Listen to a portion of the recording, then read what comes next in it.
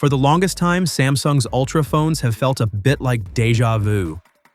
Every year, a few tweaks here, a couple of spec bumps there, but nothing that really made you sit up and go, okay, this is different. But if the latest leaks are even close to accurate, that pattern might finally be coming to an end with the Galaxy S26 Ultra. Because this time, the upgrades aren't just about bigger numbers. They're about fixing the exact things people complain about every single day. Charging that takes too long, cameras that struggle at night, and those awkward moments at payment terminals where you're waving your phone around like it's broken. Let's start with charging, because yes, Samsung might actually be speeding things up. Leaker Ice Universe claims the S26 Ultra's 5,000 mAh battery can hit around 75 to 80% in just 30 minutes using a new 60-watt charging setup.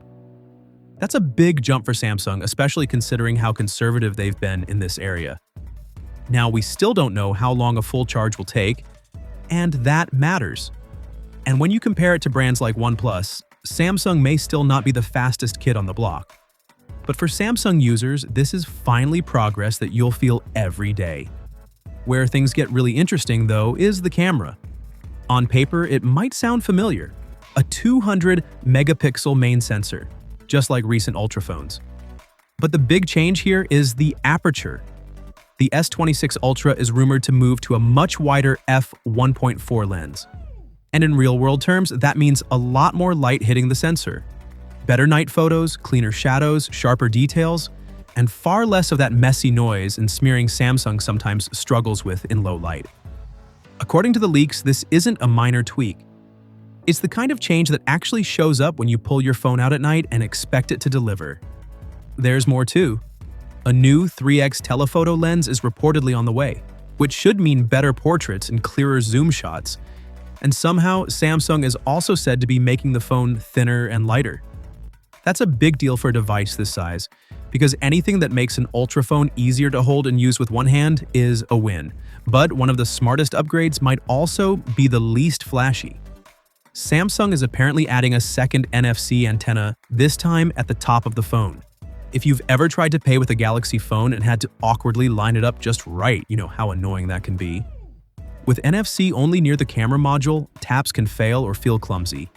Dual antennas mean you can tap from either end, making Samsung Wallet work more reliably at stores, transit gates, and ticket scanners. It's a small change, but one that improves your life every single day.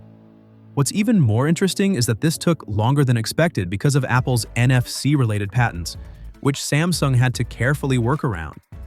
But if this leak is true, the end result is smoother payments and fewer embarrassing double taps at checkout.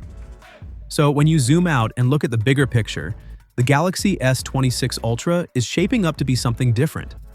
Faster charging that finally catches up, meaningful camera improvements where it matters most, smarter design choices, and thoughtful quality of life upgrades.